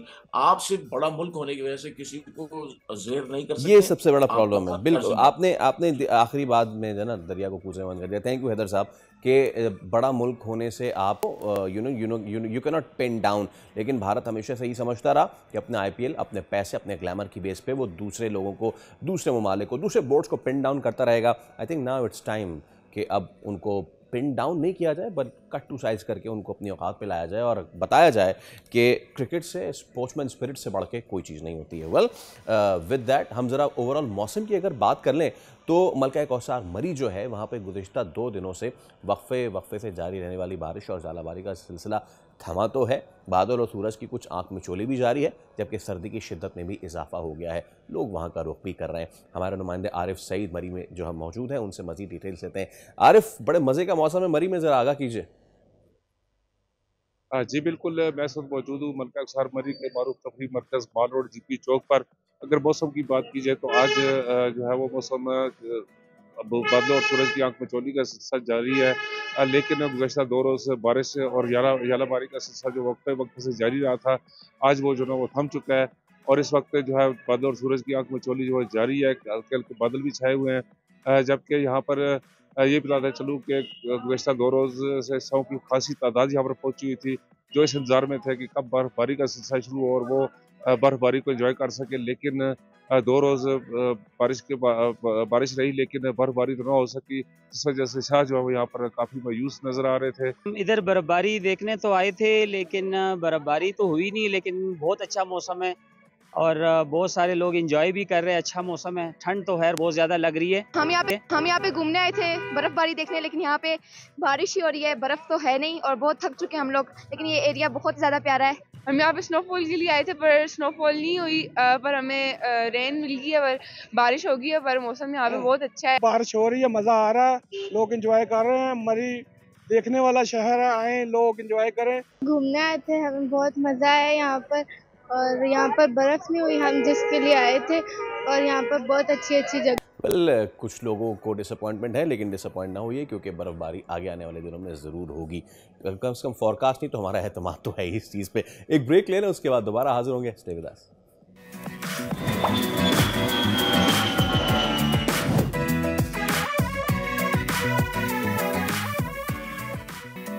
एक मरतबा फिर आपको कहेंगे खुश आमदेद। आप देख रहे हैं दुनिया बोल है। हमसे जुड़े रहने के लिए आपका बेहद शुक्रिया। अवाम की बात करते हैं, अवामी मसाइल की बात करते हैं, अवाम से जुड़े इशूज़ की बात करते हैं, और वो है बिजली। मुल्क में महंगी बिजली, नाक़िस सर्विस और बढ़ते हुए बिल से तंग सार्फिन ने क्या किया था? वो सोलर पे शिफ्ट कर गए थे। सोलर नेट मीटरिंग का उन्होंने रास्ता इख्तियार कर लिया था। अब हुआ यह है कि ये निज़ाम बिजली के नाकाम ढांचे के लिए ख़तरा बन गया है, और इस ख़तरे को रोकने के लिए नेपरा ने ऐसा वार किया है जिसका बोझ बराह रास्त किस पे पड़ेगा? आम आदमी पे, आम सारिफ पे, और ऑब्वियसली सोलर प्रोज्यूमर्स उन पे डाल दिया गया है। अब ये जो नया मुजव्वज़ा कानून है, इसके तहत नेट मीटरिंग सार्फिन की सोलर सलाहियत तकरीबन आधी कर दी जाएगी। मुआहदों की मुद्दत जो की गई थी 7 साल थी, उसको कम करके 5 साल कर दिया जाएगा। और सबसे अहम बात यह कि ग्रिड को दी जाने वाली इजाफी बिजली की कीमत भी तकरीबन आधी कर दी गई है। अब इस सब में दिलचस्प बात यह है कि खुद नेपरा चंद रोज कबल तस्लीम कर चुका है कि डेस्कोस की कारकर्दगी नाकिस है, बिजली महंगी है। इसी वजह से सार्फिन ग्रिड छोड़कर मुतबादिल ज़राए की तरफ जा रहे हैं। अब सवाल यह है कि अगर मसला बिजली के निज़ाम में है तो सज़ा सारिफ को मुझे और आपको क्यों दी जा रही है। इस सब पे ज़रा अब हम बात कर लेते हैं कि आवाम के लिए ये इतनी परेशानियां क्यों खड़ी की जा रही हैं। एनर्जी एक्सपर्ट और YouTube creator, content creator Syed Awais Ali हमारे साथ मौजूद हैं। अस्सलाम वालेकुम अवैस, सबसे पहले तो बहुत शुक्रिया आपके वक्त के लिए। आम आदमी फिर इसका मतलब अवैस यही समझे कि वेलफेयर स्टेट जो है उसमें आम आदमी के लिए वेलफेयर कोई भी नहीं है। कोई ग्रिड छोड़ के क्यों जाएगा नेट मीटरिंग पे? ऑब्वियसली क्योंकि बिजली महंगी है, ऑब्वियसली क्योंकि महंगी बिजली का बिल देने के बावजूद हमें कहा जाता है कि गर्मी में क्योंकि डिमांड ज़्यादा हो गई है इसलिए चलो भाई लोड शेडिंग का भी अब सामना करो। तो ये जब सारे मामला सामने होंगे और जब नेट मीटरिंग एक मसाया बन के सामने आया, अब उस मसाया को ही ख़त्म किया जा रहा है। Your initial reaction to this, फिर इस पर मजीद बात करते हैं। अस्सलाम वालेकुम, thank you for having me. देखें, गवर्नमेंट जो है ये पिछली गवर्नमेंट इससे जो पीटीआई की हुकूमत थी, पीडीएम की थी और अभी ये वाली हुकूमत है, तीनों हुकूमतें जो हैं ये ट्राई कर रही हैं फॉर द लॉन्गेस्ट टाइम। पिछले 4 साल से हम बार बार इस नेट मीटरिंग के जो बायबैक रेट है उसको रिवाइज़ करने की कोशिश की जा रही है। और इसमें जो सबसे बड़ा मेरे लिए जो मसला है वो ये है कि जिन लोगों ने पुरानी पॉलिसी को देखते हुए जो हुकूमत ने ही पॉलिसी दी थी उसके मुताबिक अपनी इन्वेस्टमेंट्स की थी, अपनी प्रोजेक्शंस की थी, उसको जो चेंज करने की कोशिश की जा रही है वो एक बहुत बड़ी यानी एक जो मैसेज जाता है ना इन्वेस्टर्स को, वो बहुत गलत जाता है कि आप हम ये पॉलिसी हमारी, आप इन्वेस्ट करें और हम जो है कभी भी ये पॉलिसी चेंज कर सकते हैं। तो अभी जो रेगुलेशन आई इसमें भी मुझे जो सबसे बड़ा प्रॉब्लम जो नज़र आता है वो ये है कि जिन लोगों ने अपनी इन्वेस्टमेंट्स की थी कंसिडरिंग द पॉलिसी, वो भी चेंज की जा रही है। आप ठीक है, नए जो लोग आ रहे हैं, नए जो इन्वेस्टमेंट करने जा रहे हैं, उनके लिए आप एक नई पॉलिसी इंट्रोड्यूस करवा सकते हैं, मगर जिन लोगों ने ऑलरेडी इन्वेस्टमेंट की हुई है उनको प्रोटेक्शन मिलनी चाहिए, क्योंकि ये एक इन्वेस्टर कॉन्फिडेंस जो पाकिस्तान में ऑलरेडी बहुत ज़्यादा लो है उसको बहुत बड़ा एक धचका देता है। सही है अवैस, अगर हमने ज़रा मोटा मोटी बात कर ली, ज़रा आम आदमी के पर्सपेक्टिव से तो भी अवैस बात करें ना। ठीक है, जो सोलर वाले जो लेकर आए प्लेटें यहाँ पे कीमतों पे और अब उनका जो स्टॉक है पड़ा हुआ, उनको भी ख़तरा है ऑल दैट। एक आम आदमी वो ये सोच रहा है कि भाई मेरा चलें, अल्लाह का शुक्र है, जो मैं 45-50 हज़ार बिजली का बिल देता था वो तो अब कम हो के ज़ीरो हो गया है, टू द फैक्ट के 5,000-6,000 कोई मायने नहीं रखता, मैं तो आगे वो बेच भी रहा हूँ। तो वो सिस्टम का हिस्सा बन रहा था, हमने उसको यहाँ पे डिस्करेज कर दिया। नहीं, आप ये नहीं कर सकते, खरीदेंगे तो आप डेस्कोस से, वो डेस्कोस जो कि महंगी भी बना रहे हैं। And let me add another aspect to that, हम ये भाषण देते हैं ना क्लीन एंड ग्रीन एनर्जी, तो हमारी जो हुकाम है वो इसको डिस्करेज कर रहे हैं कि नहीं, आप सोलर से ना बनाएं, आप विंड से ना बनाएं, आप किसी से भी ना बनाएं, आप हमसे महंगी बिजली खरीदें। क्यों? क्योंकि नेपरा जब खुद ये तस्लीम कर चुका है कि अरे भाई इस वजह से तो लॉसेस हो रहे हैं ना कंपनीज को, तो चलिए हम आवाम पे बोझ डालते हैं और जो दुनिया को हम भाषण दे रहे हैं क्लीन ग्रीन एनर्जी का, वो भी ख़त्म करते हैं। Let's do this. देखें, इसमें मैंने थोड़ी सी रिसर्च भी की थी। आई थिंक गवर्नमेंट को ये लगता है कि ये जो चेंजेस पॉलिसी के आ रहे हैं इससे जो है ग्रिड की डिमांड फिर से इंक्रीज़ होगी, जिसका मकसद है इनका जो मेन इस पॉलिसी का, क्योंकि डिमांड कम हो गई है। मुझे जो लगता है जो पब्लिक रिएक्शन ये आएगा कि लोग अब ऑन ग्रिड सिस्टम्स में से शिफ्ट होकर हाइब्रिड सिस्टम्स में आएंगे और बैटरीज में इन्वेस्ट करने लगेंगे। और आम आदमी, डेफिनेशन आम आदमी की तो वेरी करती है। आई थिंक जो आम आदमी है वो 1 किलोवाट से ज़्यादा नहीं लगा सकता। जो अगर हम आम आदमी पे जाएं, गरीब आदमी के ऊपर, वो 1 प्लेट 2 प्लेट से ज़्यादा नहीं लगा सकता, वो वैसे ही ऑफ ग्रिड पे ही चल रहा है। अगर हम थोड़ा सा अपर मिडिल क्लास की बात करें, जो 5 किलोवाट से लेकर 10 किलोवाट लगाते हैं, उनको ज़्यादा ये धचका देती है चीज़, क्योंकि उन्होंने ये नेट मीटरिंग लगाई हुई है जिन्होंने, उनके लिए आपने एकदम से जो है वो पॉलिसी चेंज कर दी है। और अब जो है जो नई अगर ये पॉलिसी अप्रूव हो जाती है, विच आई थिंक ये नई शायद होगी, क्योंकि इन्होंने एक ड्राफ्ट रेगुलेशंस दिए हैं, बहुत ज़्यादा स्ट्रिक्ट हैं। इसमें जब निगोशिएशन की स्किल्स होती हैं, जो होता है ना कि पहले गवर्नमेंट ने जो अपनी सबसे जो सख्त जो वो रेगुलेशंस हैं या जो आइडियल सिचुएशन है वो उन्होंने अभी प्रपोज की है। अब इस पे वो रोल बैक करेंगे, नेगोशिएशन होगी and there will be give and take. I think क्योंकि पब्लिक रिएक्शन जैसे आप देख रहे हैं कि आ रहा है और हमेशा आता है, बट आई थिंक इस बात पे मैं डेफिनेटली एग्री करूंगा कि जो अभी नेट मीटरिंग की रेगुलेशंस हैं वो 2015 की हैं, उसको 10 साल हो चुके हैं, वो आउटडेटेड हो गई हैं to the current situation. Definitely there needs to be some sort of a amendment या थोड़ी सी उसमें मॉडिफिकेशन की ज़रूरत है। मगर जिस तरह गवर्नमेंट उसको देख रही है वो एक बहुत ही यानी शॉर्ट टर्म उसके ऊपर देख रही है कि बस हमारी ग्रिड की डिमांड जो है वो बढ़ जाए। अब मैं रिसेंट रिसर्च कर रहा था कि इस वक्त गवर्नमेंट जो है वो बैटरीज के ऊपर 45% अप टू 45 to 50% जो है वो आप टैक्सेस कलेक्ट कर रही है। तो जो 2 लाख की बैटरी है वो असल में 1 लाख की है और 1 लाख जो है हुकूमत के ख़जाने में जाता है। Same goes with inverters, solar inverters जो हैं वो 42 से 45% जो है उसमें गवर्नमेंट टैक्स ले जाती है और अब सोलर पैनल पे भी 10% टैक्स लग गया है। तो अगर हम गवर्नमेंट सिर्फ अपनी ग्रिड डिमांड को ना देखें, आप ये देखें जब आप इस तरह की रेगुलेशन अप्रूव करेंगे तो सोलर की डिमांड कम होगी, जिससे अभी आप देखें कितने लोगों का रोज़गार जो है इससे जुड़ा हुआ है। सोलर इंस्टॉलर्स हैं, वेल्डर्स हैं जो स्ट्रक्चर बनाते हैं, इंपोर्टर्स हैं, ट्रेडर्स हैं और बहुत सारे जो इंस्टॉलर्स हैं हमारे, उन सबको रोज़गार मिला हुआ है। ठीक है, तो उसकी वो सारा एक जब डिमांड सोलर की कम आएगी तो इन सबके रोज़गार भी इनका ख़तरा होता है। इसके बारे में सोचना चाहिए गवर्नमेंट को। फिर गवर्नमेंट को सोचना चाहिए जब सोलर की डिमांड कम होगी, सोलर इन्वर्टर कम इंपोर्ट होंगे, जो उनके ख़जाने में जा रहे हैं 50% ऑफ द जो टैक्स है हर इन्वर्टर के ऊपर, वो भी ख़जाने में जो चीज़ें जा रही हैं वो भी कम होंगी।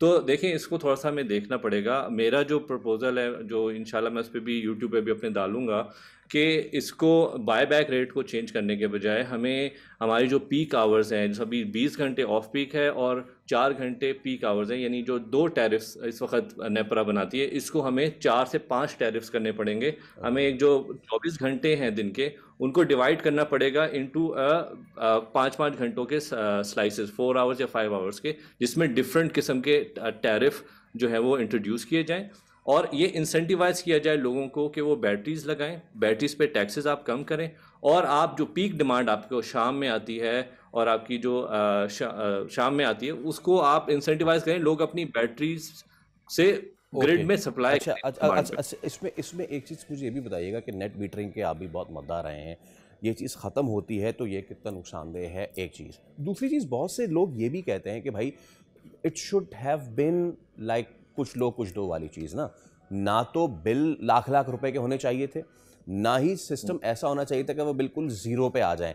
असल प्रॉब्लम गालिबन यहीं पे आया है कि आप एक इंडस्ट्री से आहिस्ता आहिस्ता शिफ्ट करते हैं और बिल्कुल ज़ीरो पे ले आए तो वो जो मामलात थे वो भी ख़तरनाक साबित हुए। So there should be a hybrid thing. इस पे आप क्या कहेंगे?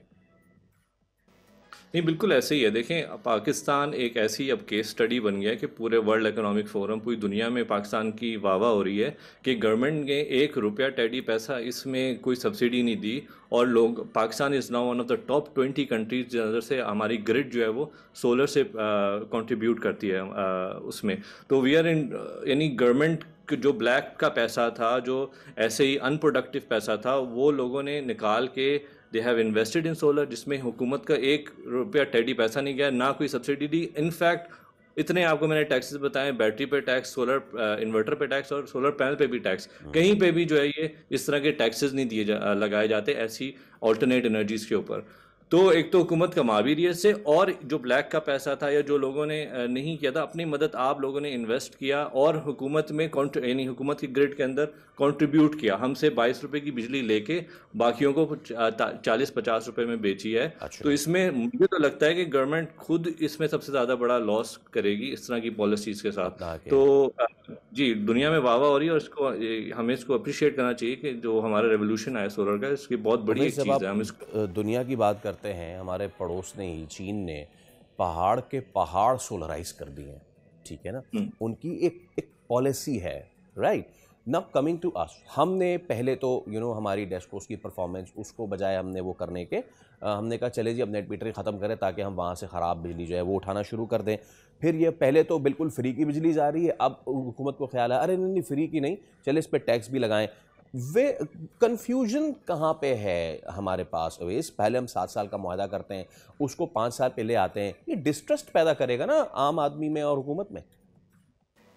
नहीं, बिल्कुल ऐसे ही है। आई थिंक हुकूमत की जो क्लियर पॉलिसी जो है, I think there is a interest में ना बहुत सारे कुछ segments of the government they want solar, they want alternate. कुछ लोगों को जिनका इंटरेस्ट है कि ग्रिड चले, जिनका आईपीपीज में इंटरेस्ट है, वो उनका अपना वेस्टेड इंटरेस्ट है। तो ये कॉन्फ्लिक्ट हो रहा है इंटरेस्ट का डिफरेंट, और इसी वजह से हम देख रहे हैं पिछले 4 साल से ट्राई होए जा रहा है इसको करने के लिए, मगर with in the government I think बहुत ज़्यादा कन्फ्लिक्टिंग ओपिनियंस हैं इसके बारे में। और I think there needs to be a holistic discussion about this. I think ना अभी जो पुरानी 2015 की रेगुलेशन है उसको कंटिन्यू होना, it's not feasible for the grid also, but also जो अभी अप्रूव ये जो प्रपोजल आ रहे हैं अमेंडमेंट्स के, ये भी कोई अच्छे नहीं है। तो इसमें we have to find a middle ground, और I think that's what's gonna happen eventually. देखते हैं कि ये मिडिल ग्राउंड जो लाया जाता है उसमें बेनिफिशियरी हुकूमत ज़्यादा रहती है या फिर मैं और आप। बहुत शुक्रिया Avesh, thank you so much, it was a wonderful time having you on the show. चलिए ज़रा आगे बढ़ते हैं और मुल्क की सियासी सूरत हाल ज़रा उस पर बात कर लेते हैं। सियासी नाश्ता, आज सियासी नाश्ते में एक ऐसी कहानी है जो कि एक अजीब से मोड़ पे आ गई है। खारजा महाज पर कामयाबियां हैं, अंदरूनी सियासत में कशमकश है, बैक वक्त ये आगे बढ़ रही हैं। एक तरफ मारूफ अमरीकी जरीदे ने जो है 2025 को पाक अमरीका ताल्लुकात में इनकलाबी तब्दीली का साल करार दिया है, जैसे कि हमने आपको बताया, और सऊदी अरब की जानिब से फील्ड मार्शल आसिम मुनीर को आला तरीन एजाज़ भी दिया जाना, ये पाकिस्तान के बढ़ते आलमी एतमाद का अमली इज़हार है। लेकिन दूसरी ही जानिब अंदरूनी सियासत में तस्वीर कुछ मुख्तलिफ दिखाई दे रही है। तहरीक इंसाफ के अंदर मुज़ाकरात या स्ट्रीट मूवमेंट पर वाज़े तकसीम सामने आ चुकी है। सो क्या कुछ होने जा रहा है, लेट्स गो स्ट्रेट। हमारे साथ मौजूद है सीनियर तजिया का एहतशाम लक साहब। एहतशाम साहब अस्सलाम वालेकुम, बहुत शुक्रिया आपके वक्त के लिए। एहतशाम साहब, गुज़िश्ता रोज़ तो वाशिंगटन टाइम्स ने फील्ड मार्शल को खुसूसी अलक़ाबात से नवाजा, वाज़े किया कि इंडिया फ़र्स्ट से पाकिस्तान फ़र्स्ट हो चुका है, ट्रंप की सोच को बदल कर रख दिया है हमने, और बाद में फिर सऊदी अरब ने भी सबसे बड़े एजाज़ से फील्ड मार्शल आसिम मुनीर को डेकोरेट किया। सबसे पहले तो इन अचीवमेंट्स के बारे में आपकी क्या राय है, ये बताइए।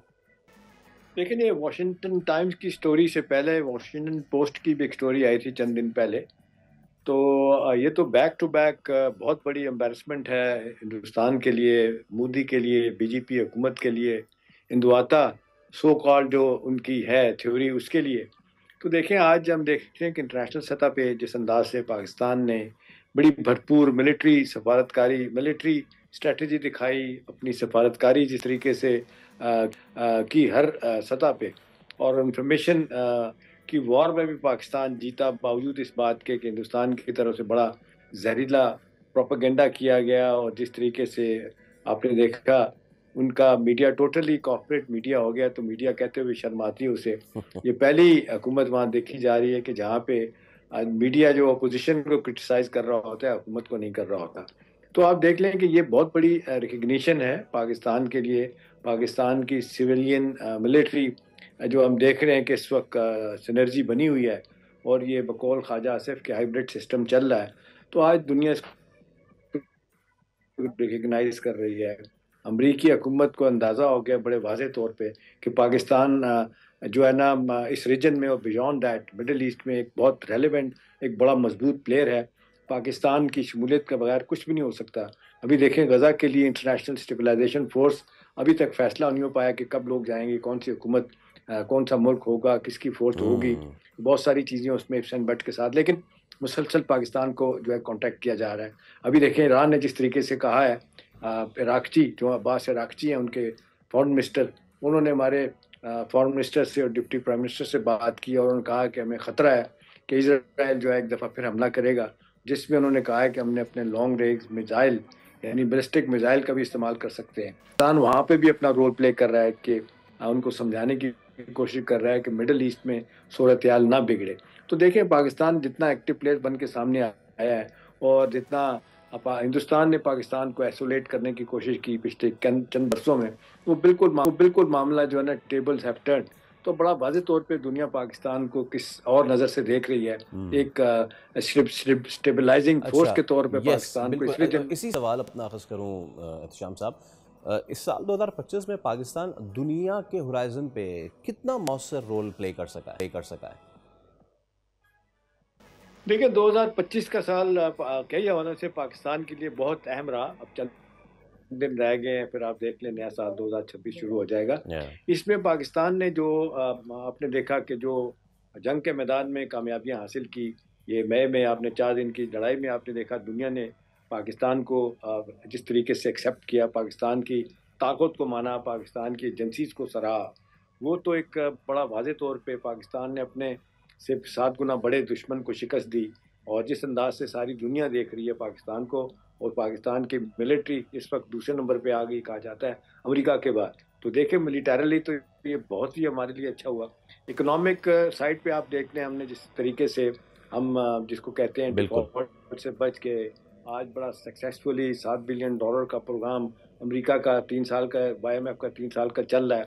कई वालों से हमने आप देख लें बहुत सारी चीज़ें ठीक करने की कोशिश की है, अगरचे आज भी स्ट्रगलिंग इकोनॉमी है, लेकिन दुनिया उस पर एतमाद कर रही है। Absolutely, and this is the thing sir, दुनिया एतमाद कर रही है और इस एतमाद को अब आगे लेकर हमें चलना चाहिए। बट एहतशाम साहब, my question to you is, ये जो कॉन्फिडेंस बिल्डिंग मेजर्स हम दुनिया के साथ लेके चल रहे हैं, इंटरनली हमें जो है किन चैलेंजेस का सामना है? तहरीक तहफ़्फ़ुज़ आईन पाकिस्तान मुज़ाकरात की उन्होंने बात की है, दूसरी तरफ अलीमा खान कहती हैं कि जो मुज़ाकरात की बात कर रहे हैं वो बानी के साथ ही नहीं है। क्या करें इस कॉन्ट्रडिक्शन का? देखें, बुनियादी तौर पे तो ये समझना चाहिए कि आपने देखा है कि इनकी सियासी जमातों की मीटिंग हुई थी, अपोजिशन की जमातों में जो फैसले किए गए, तो आप देख लें चकज़ई साहब ने तो बड़ा वाज़े तौर पे लग रहा है हाथ उठा दिए हैं। वो तो डायलॉग की बात कर रहे हैं, वो चाह रहे हैं कि कौमी मुकालमा होना चाहिए। दूसरी तरफ आप सही कह रहे हैं कि बानी PTI की तरफ से तो लड़ाई के इशारे हैं। आप देख लें, सब कुछ करने के बावजूद वो लोगों को मोबिलाइज नहीं कर सके। पंजाब उनके हाथ में नहीं रहा, कोई लीडरशिप नहीं है, सिर्फ KP के लोग हैं। वो कहा जा रहा है कि 20 से 30 हज़ार बंदे भी उनसे इकट्ठे नहीं हो रहे। अब जो अंदर से खबरें आ रही हैं PT के अंदर, तो आप देख लें बड़े सख्त इख्तलाफात है। अब एक और उनकी सियासी कमेटी बनी है जो 43 मेंबर की थी, अब वो आ गए 16 मेंबर कमेटी पे। इख्तलाफात ये हैं कि 15 दिन हो गए इस कमेटी को बने हुए और इसमें अभी तक कोई इसकी मीटिंग नहीं हुई। सलमान नक़वी राजा को कहा जाता है कि वो एक डिक्टेटर हैं। पार्टी के अंदर लोगों ने कहना शुरू किया और उन्होंने कहा कि सेक्रेटरी जनरल आपको इमरान खान ने बनाया और इतने इख्तियारात दिए, आप बानी को रहा कराने में नाकाम हो गए। तो कोट अनकोट वो ये कहते हैं कि आप क्या चाहते हैं कि मैं घोड़े पे बैठ के सवार होके तलवार लहराता आऊँ और मैं अडयाला जेल का दरवाज़ा तोड़ दूँ? ऐसा नहीं है। दूसरी तरफ जो है ना, वो जो चाहते हैं, अंदर की खबरें ये हैं, मेरी खबर ये है कि जिस तरीके से बैरिस्टर गौर कोशिश कर रहे हैं, उन्होंने कहा एक तजवीज़ ये थी कि कमेटी बनाई जाए, वो नहीं बनाई गई। वो इतने फ्रस्ट्रेटेड हैं, वो कहते हैं कि एक दफ़ा फिर बस PTI ने मिस कर दिया, बातचीत का दरवाज़ा ना करके। वो कहते हैं कि मैं तो इतना परेशान हूँ कि मैं सोच रहा हूँ कि मैं उम्रे के लिए चला जाऊँ। तो इंटरनली PTI जो है ना, वो ना तो तहरीक चला सकी है, ना अपने लीडर को रहा करवा सकी है, और बैक टू बैक जो फैसले उनके खिलाफ आए हैं, वो लगता है कि उनके लिए मुश्किलात होगी। अच्छा, मुश्किलात तो बिल्कुल होंगी इसमें एहतशाम साहब। अब एक और चीज़, और वो ये कि पिछले दिनों लग रहा था ऐसा हुआ नहीं, फजलुर रहमान और PTI क्यों करीब ना आ सके? क्योंकि तहरीक तहफ़्फ़ुज़ आईन पाकिस्तान कॉन्फ्रेंस में तो मौलाना फजलुर रहमान ने आना था, लेकिन वो नहीं आ सके। इस पर क्या कहेंगे?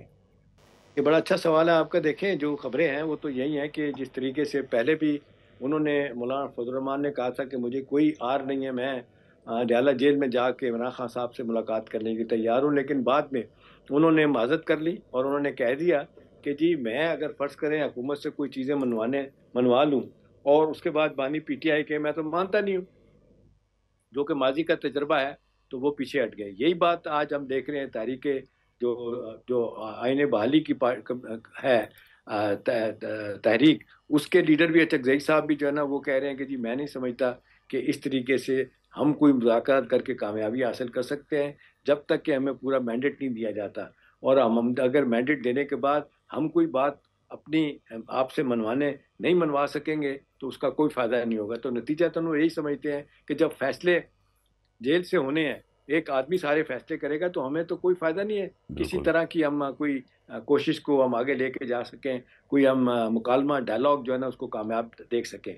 तो फजलुर रहमान साहब तो आप देख लें, अब वो पीछे हट चुके हैं। अगरचे वो कहते हैं, आज भी गवर्नर साहब से उनकी मुलाकात हुई है, गवर्नर सिंध से, और वही कहते हैं जी इलेक्शन होने चाहिए नए, वो अपनी जगह पे। लेकिन उन्हें अंदाज़ा हो गया कि PTI के साथ खड़ा होने में उन्हें कितना नुकसान है, और जबकि बाकी हवालों से उनको पता है कि मैं किस तरह पॉलिटिक्स में रेलिवेंट रह सकता हूँ। ये बात बानी PTI को नहीं समझ आती, बाकी सियासी लीडरों को समझ आती। नतीजतन आप देख लें, बड़ी कोशिश की गई थी कि किसी तरीके से जमात इस्लामी को मिला के, मौलाना फजलुर रहमान को मिला के और ये कोई तहरीक चला सकेंगे, वो नाकाम होती नज़र आ रही। उसमें कोई वजन नहीं है, इसलिए कि ना तो चकज़ई साहब कमिट कर रहे हैं, ना फजलुर रहमान साहब कर रहे हैं, जमात इस्लामी भी आप देख लें उस तरीके से सपोर्ट अच्छा, नहीं अब करेगी ठीक है, ये तो सही है, लेकिन अब ये जो सियासी कशमकश है उसको ख़त्म करने के लिए नवाज़ शरीफ जो है वो उनका क्या रोल देख रहे हैं आप? क्योंकि साद रफ़ीक ने कल बयान तो दिया था। आप क्या समझते हैं नवाज़ शरीफ इसमें क्या रोल प्ले कर सकते हैं? लेकिन ये बात तो वो कह देते हैं, हमने देखे अक्सर औक़ात ख्वाजा साद रफ़ीक ये बात करते रहते हैं कि मुल्क में किसी तरीके से मुकालमा होना चाहिए, डायलॉग होनी चाहिए, मुफ़ाहमत की बात कर रहे होते हैं।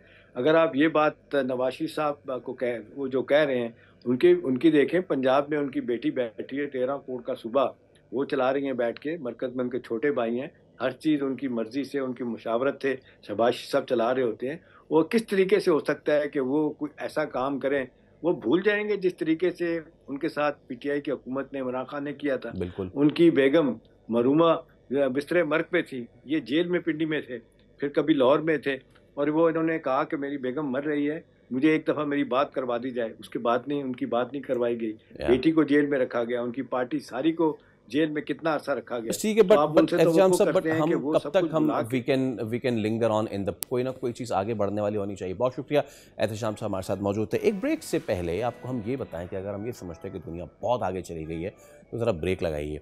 अब देखिए, सबको ड्राइवरलेस गाड़ियाँ जो हैं वो बड़ी पसंद हैं। अमरीकी शहर है सैन फ्रांसिस्को, वहाँ भी ये ड्राइवरलेस गाड़ियाँ चलती हैं। लेकिन हुआ क्या? हुआ ये कि अफरा तफरी पैदा हो गई उस वक्त जब बिजली का अचानक तातुल आ गया, और इस तातुल की वजह से जो खुदकार टैक्सीज़ थी वो सड़कों के बीचों बीच रुक गई।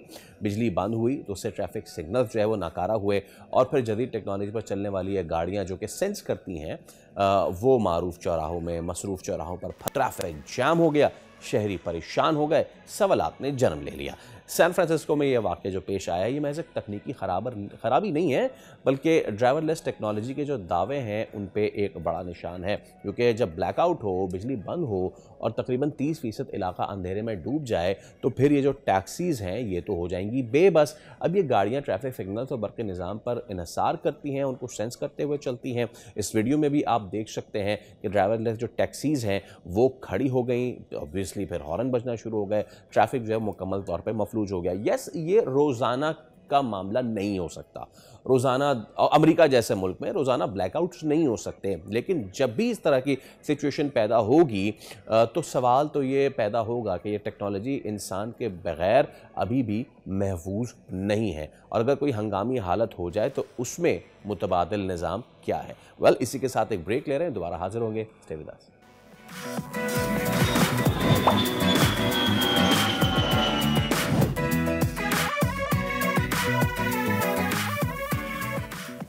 एक मरतबा फिर आपको कहेंगे खुशामदीद। मुल्क में सोने की कीमतों में मुसलसल इजाफा अब सिर्फ माशी खबर नहीं रहा है, बल्कि आम आदमी की क़ुव्वत ख़रीद पर एक गहरा सवाल बन चुका है।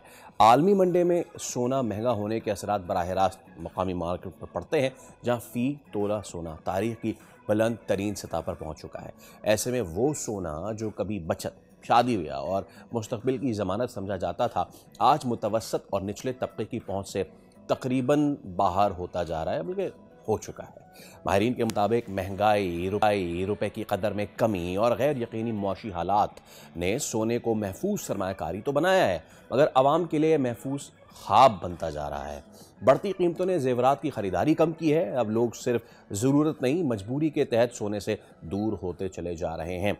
अब ऐसे में किया जाए और आने वाले सालों में क्या ट्रेंड रहेगा? मौजूद हैं chairman all Pakistan jewellers and manufacturers association Mohammad Arshad Khan साहब। अस्सलाम वालेकुम अरशद साहब, बहुत शुक्रिया। सबसे पहले तो सर बहुत शुक्रिया आपका, आपने बुलाया मुझे इस प्रोग्राम में। मैं आपका बहुत शुक्रिया अदा करता हूँ, बोल्ड न्यूज़ का बहुत शुक्रिया। सोना क़ुव्वत ख़रीद लोगों की वैसे ही कम होती जा रही है, और आलमी मार्केट जैसे जैसे ऊपर जाती जा रही है वैसे वैसे सोना भी ऑब्वियसली ऊपर जाता जा रहा है। पिछले सालों ने दहाइयों से ट्रेंड ये रहा है कि मेटल कभी भी नीचे नहीं आता। हम फिर यही समझें कि अब ये और भी ऊपर जाता रहेगा और ये इसकी उड़ान ऊंची रहेगी, और आम आदमी तो बिल्कुल भी ना सोचे इस हवाले से। देखिए, सोने की अपनी एक तारीख़ है ना। हम 2008 से शुरू करते हैं। 2008 के अंदर सोना 7,600 रुपये, 500 रुपये तोला था, और 12-13 साल के अंदर जो इसने मतलब अपनी ताकत दिखाई है सोने ने, आज हम 4,62,000 रुपये भी तजावुज़ कर गए पर तोला में। और 1 ग्राम की अगर बात करें तो 40,000 रुपये ग्राम। इसमें हुआ क्या, देखिए डॉलर ने अपनी कदर खो दी, ठीक है, ठीक है। जो माशी माहिरीन हैं उनके मुताबिक जो है डॉलर जो है वो बहुत ज़्यादा वीक हो गया। अब जो तरक्की याफ्ता कंट्रीज हैं उनके जो एसेट्स हैं वो कन्वर्ट हो रहे हैं गोल्ड में। देखिए अभी चाइना ने नवंबर 2025 के अंदर 961 मिलियन डॉलर सोना ख़रीदने का मुआहदा रूस से किया। ये एक मतलब तारीख़ का मतलब 2025 का अगर हम ये कहें कि सबसे बड़ा मुआहदा है गोल्ड की ख़रीदारी का तो ये गलत नहीं होगा। जब इस तरीके से बीजिंग चाइना जो है मतलब परचेज़ करेंगे तो लाज़िम बात है जब डिमांड बढ़ेगी तो फिर कीमतें भी बढ़ेंगी। अभी 2 दिन के अंदर हमने देखा मार्केट 4350 डॉलर पर औंस पर ट्रेड कर रही थी और रुकी हुई थी। 4300 4320 डॉलर 30 इस पर स्टैंड कर स्टिल हुई थी मार्केट। एकदम जो ये न्यूज़ आई रशिया वाली और चाइना वाली कि जी 961 मिलियन डॉलर का गोल्ड का मुआहदा हो गया है, मार्केट ने शूट किया। 4400 डॉलर हुई, 4400 से भी 4450 हुई। अभी जब मैं आपके चैनल पर आया था मैंने चेक किया 4482 डॉलर पर औंस पर ट्रेड हो रहा था। यानी कि सांस भी लो तो कीमत बढ़ जाती है। सांस भी लो तो कीमत बढ़ रही है। आप यकीन करें कि हमें इतनी मुश्किलात का सामना होता है। जो कस्टमर्स की कॉल से रेट बढ़े, भाई आप शॉप पर आ जाएं, आपके सामने ऑनलाइन रेट लेंगे और आपको बताएंगे, उसी टाइम हम भी ख़रीद लेंगे और आपको बेच देंगे। तो ये सूरत हाल है। प्लस जोग्राफियाई जो सियासी माहौल बन गया है उसने बहुत ज़्यादा इफ़ेक्ट किया है इसको। तो 3-4 वजूहात हैं जिसकी वजह से बिल्कुल आपने सही कहा कि कीमतें तो बढ़ी लेकिन इससे जो इस सेक्टर से रिलेटेड लोग हैं वो बहुत मुतासिर हुए। स्पेशली हमारा कारीगर तबका, हमारा कारखानदार और उसके बाद जो है आवाम, जो जिनकी रिवायतें थी अपनी शादी ब्याह के मौके पे गोल्ड देने की और एक एसेट समझा था कि चले यार बच्चों के लिए फ्यूचर में कभी इनको नीड हुई तो काम आएगा, वो रिवायतें दम तोड़ गई क्योंकि अब परचेजिंग पावर नहीं रहा। हम तो जब भी बात करते थे हम यही समझते थे कि लोगों की परचेजिंग पावर नहीं है, लेकिन ये आपने अच्छा पॉइंट मुद्दा उठाया कि भाई जिन्होंने बेचना है उनकी भी जो कुव्वत है वो भी कम होती जा रही है। अब ऐसे में अरशद साहब लोग गोल्ड को सेफ़ इन्वेस्टमेंट समझते थे, ठीक है, क्योंकि ये मेटल का प्राइस कभी नीचे नहीं आता था। अभी क्या करें आम आदमी, सेफ़ इन्वेस्टमेंट किसी मेटल में करे और नहीं करे? देखिए किसी भी चीज़ का तज्जिया हम उसकी हिस्ट्री से करते हैं जी। गोल्ड की हिस्ट्री जो है वो मंदी की है ही नहीं। हम 50 साल पीछे भी चले जाएँ, 60 साल पीछे भी चले जाएँ, गोल्ड हमेशा बढ़ा है, सिल्वर हमेशा ऊपर ही इसके रेट हुए हैं। अभी देखिए आने वाला दौर जो मुझे लग रहा है, जो मैं अपनी नज़र से देख रहा हूँ, जहाँ सिल्वर है, मैं भी कि आने वाले 5-10 सालों में सिल्वर जो है वो गोल्ड की जगह ले ले और गोल्ड जो है वो लग्जरीज में आ जाए।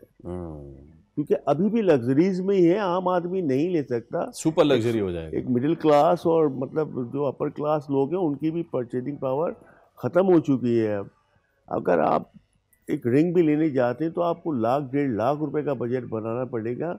जो हमारे मुल्क में एक हाउस वाइफ जो थी वो अपनी सेविंग में से रिंग और ब्रेसलेट वगैरह परचेज़ कर ले रही थी, एक वो दौर था।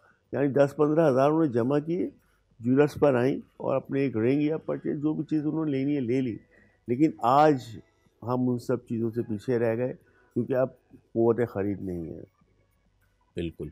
और आने वाले वक्त में भी मैं समझता हूँ कि मज़ीद जो है सोने की कीमतें बढ़ने जा रही हैं, मज़ीद चांदी की कीमतें बढ़ने जा रही हैं। और अपने लोगों से अपनी आवाम से यही कहूँगा कि भाई अगर आपके पास 10,000 20,000 भी एक्स्ट्रा पड़े ना तो आप कुछ ना कुछ अपने बच्चों के लिए, अपने फ्यूचर के लिए जो है परचेज़ करें और उसको साइड में रख दें। भले से वो सोना हो, भले से वो चांदी हो, सिल्वर, गोल्ड, कोई मेटल हो।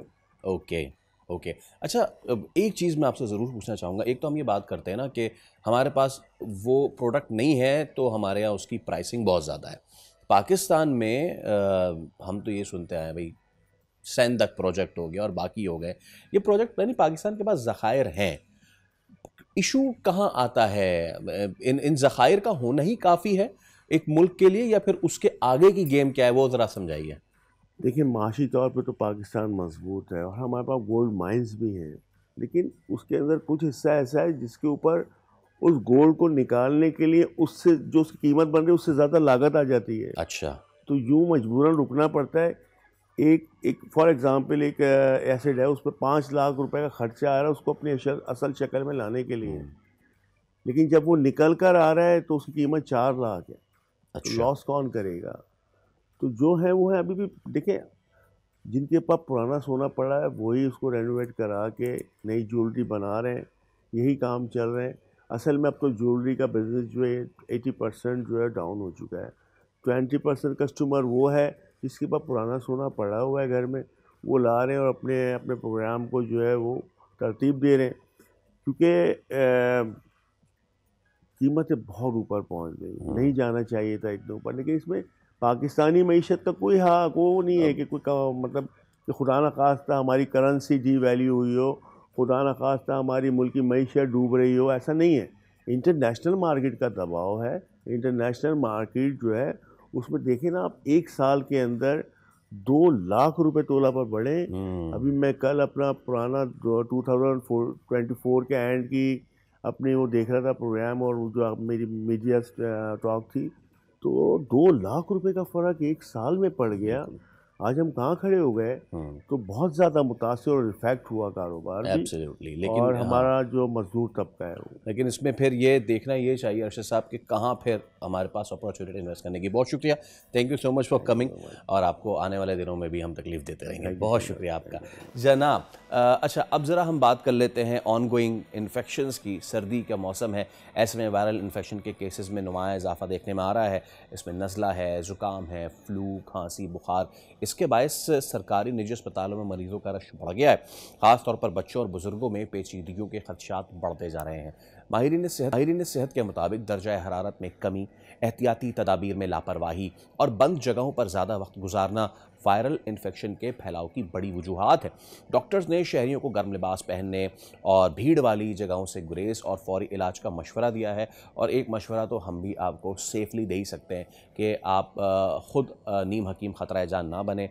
अगर थोड़ा सा भी आपको लगता है, ख़ास तौर पे एल्डरली और बच्चे, कि थोड़ा सा भी उनको कोई फ्लू या इस तरह की कोई चीज़ हो रही है, तो अपनी मदद आपके तहत इलाज ना करें। डॉक्टर होता है, 5 साल पढ़ता है, किसी वजह से लेता है डिग्री, और जब वो डिग्री लेता है तो आप उसके पास जाते हैं और वो इलाज मुआवजा आपको बताता है। लेकिन प्रॉब्लम यह है कि डिग्री लेके जिस अस्पताल में लोग जा रहे हैं, वहाँ के अस्पताल की सिचुएशन कुछ ख़राब हुई है। जिना अस्पताल है जो कि सबसे बड़ा अस्पताल होने का दावा रखता है यहाँ पे, लेकिन बदकिस्मती से संगीन माली इंतज़ामी बहरान का वो शिकार है। मरीज़ यहाँ बुनियादी सहूलियात और ज़रूरी अद्वियात से महरूम है, और हर रोज़ की ज़िंदगी उन्हें जहनी और जिस्मानी अजियत में मुब्तला कर रही है। अब जिन अस्पताल है वहाँ पे सिर्फ कराची नहीं बल्कि पूरे सिंध नहीं बल्कि बलूचिस्तान से भी यहाँ लोग जो है वो इलाज की गरज से आते हैं। तो इस वक्त सिचुएशन यहाँ पे क्या है? तर्जुमान JPMC डॉक्टर वकास खान हमारे साथ मौजूद है। अस्सलाम वालेकुम वकास, बहुत शुक्रिया, thank you so much for coming. अच्छा, सबसे बड़ा अस्पताल, मुल्क का सबसे बड़ा अस्पताल, लेकिन यहाँ के मसले मसाइल भी उतने ही बड़े हैं। क्या सिचुएशन है? एडमिन उमूर के साथ बुनियादी सहूलियात का बहरान सामने आ रहा है, इशूज़ क्या क्या है, ज़रा बताइए। अच्छा देखिए, सबसे जो बड़ा मसला है ना अभी जो हम लोग फेस कर रहे हैं वो HR का है, ह्यूमन रिसोर्सेज का है। अराउंड 2000 जो है ना हम फेस कर रहे हैं शॉर्टेज।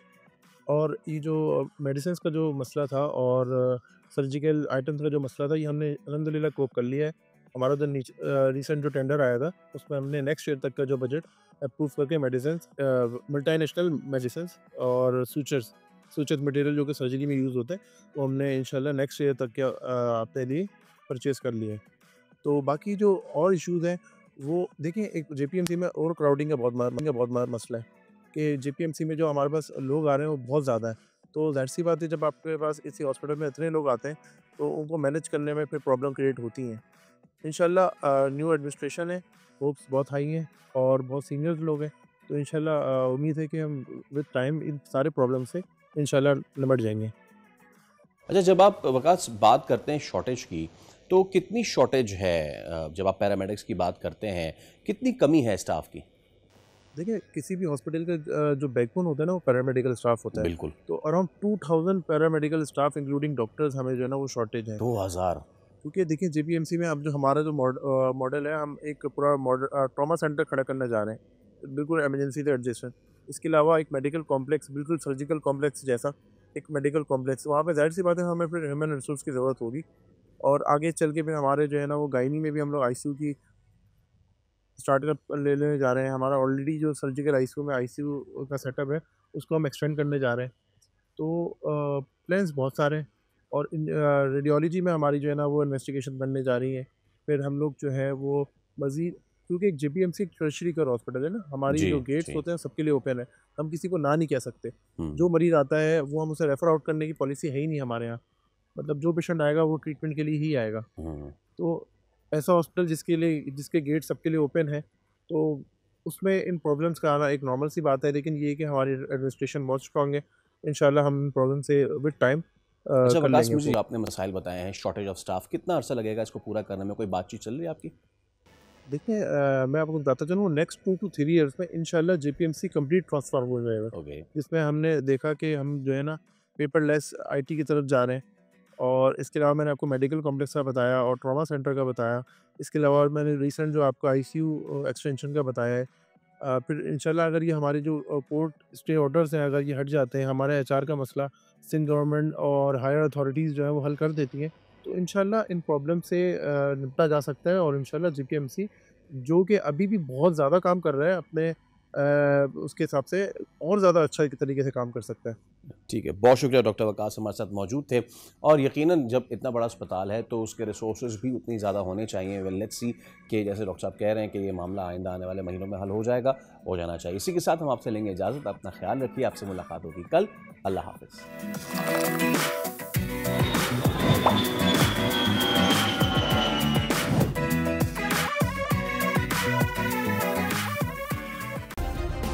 सब्सक्राइब करें और बेल दबाएं ताकि कोई खबर रह न जाए।